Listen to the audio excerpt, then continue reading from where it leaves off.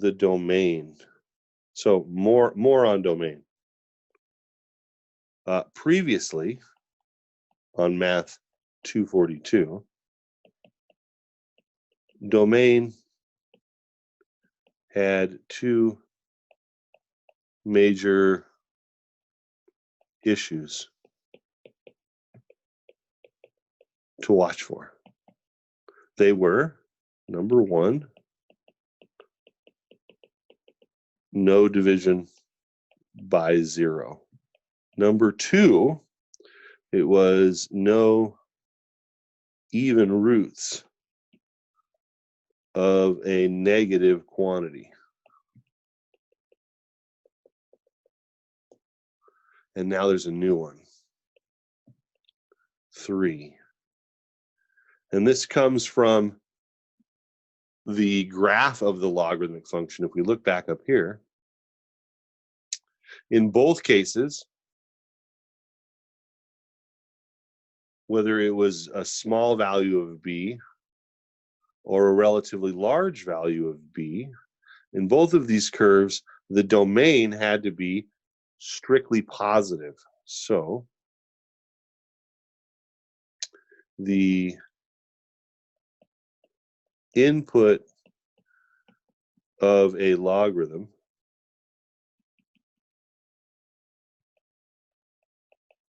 must be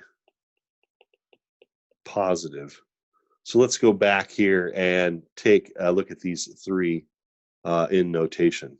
So number in notation, we probably are familiar with number 1 as if we have a function that is some p of x over q of x, we need to make sure that q of x is not 0.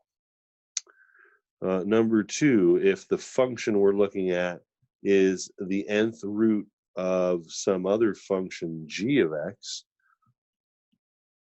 where n is even, we have an even radical,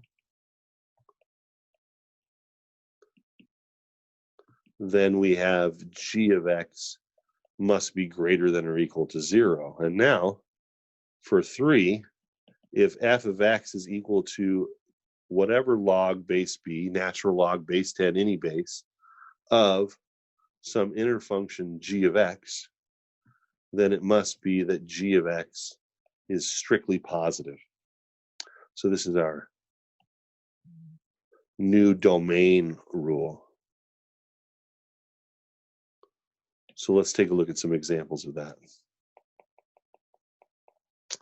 Example: find the domain of f of x equals the natural log of x squared minus x minus 6.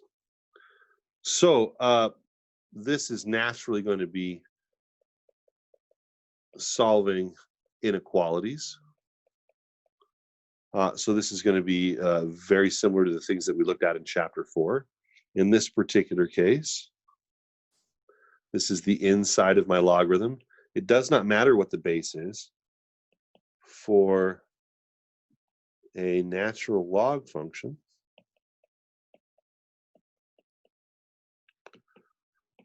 Or any log function,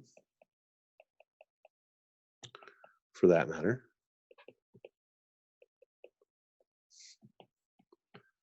We must have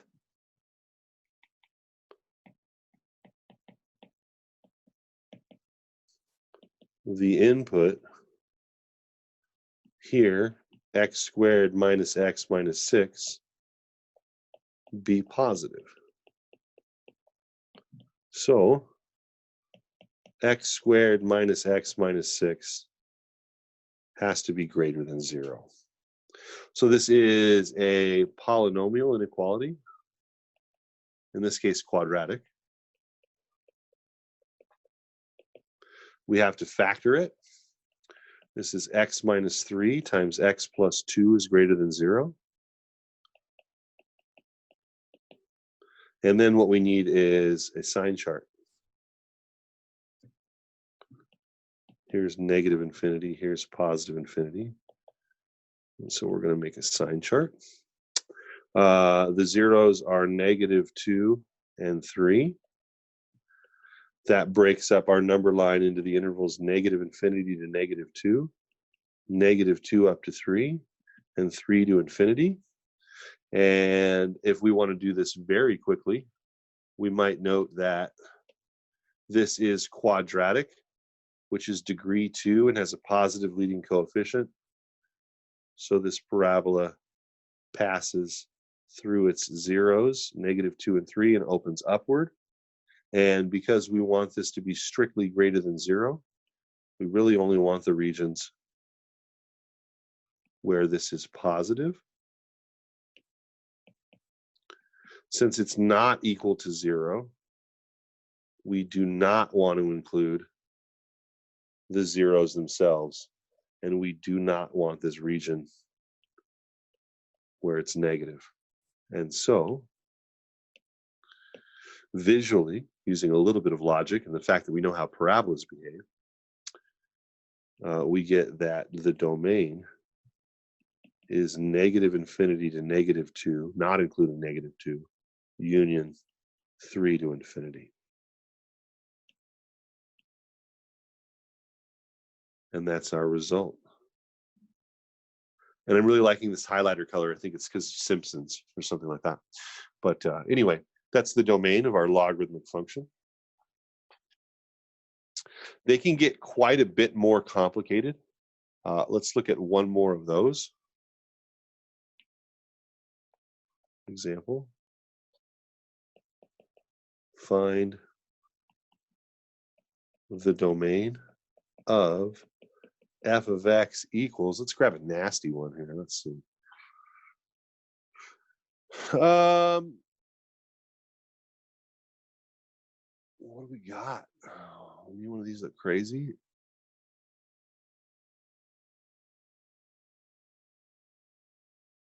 The natural, or f of x is equal to the natural log of the square root of x minus 4 minus 3. So this one's a bit more complicated. So our first issue is the square root of x minus 4. Here we need x minus 4 to be greater than or equal to 0, which means we need x to be greater than or equal to 4, which is the interval 4 to infinity.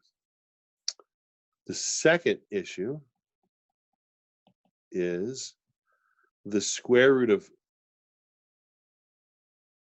x minus 4 minus 3 is the input on the log. And that's going to have to be just strictly greater than 0. So when is that going to happen? Well, you can do this one a couple of different ways. First of all, we're going to need the square root of x minus 4 to be greater than 3. You can do some squaring here. But another way that we could do this is visually. So let's explore our options. I shouldn't say visually, I should say graphically.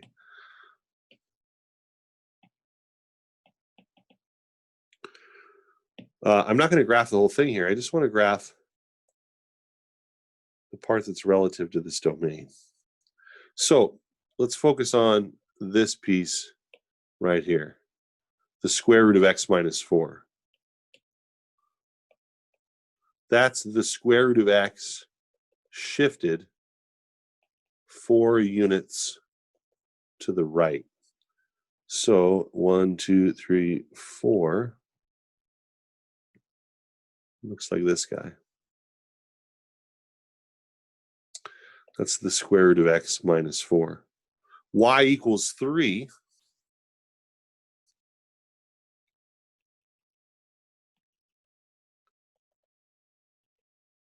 I'm going to have to move this here.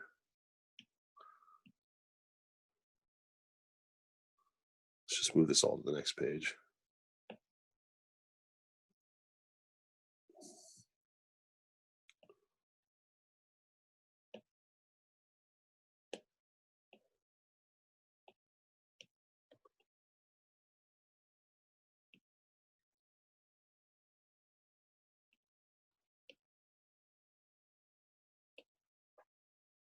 Man, come on.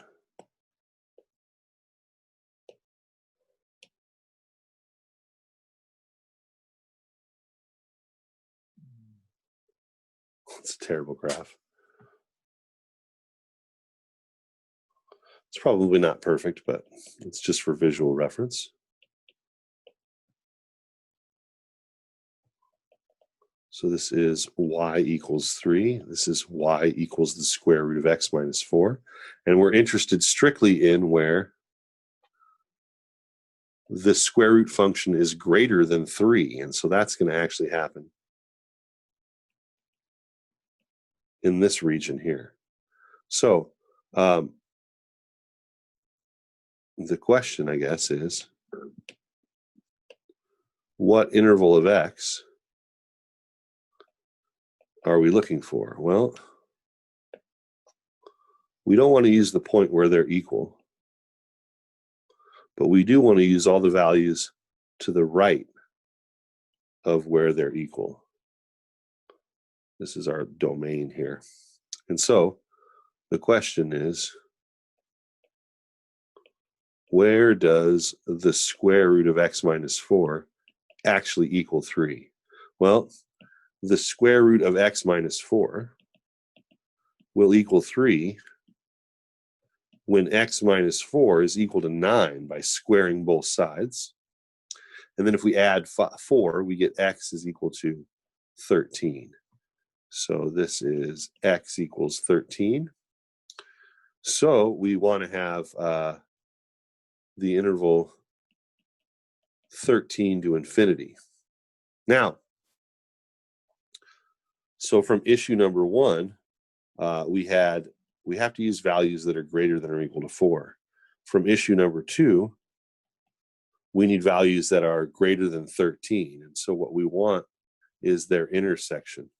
4 to infinity intersect 13 to infinity. We want their overlap, not their union. And if we graph both of those on the number line, it may be pretty obvious what we want here. Here is 4. Over here somewhere is 13. This first one is including 4, solid dot, and to the right. The second one is an open dot at 13, and to the right. And we want where they overlap. And they overlap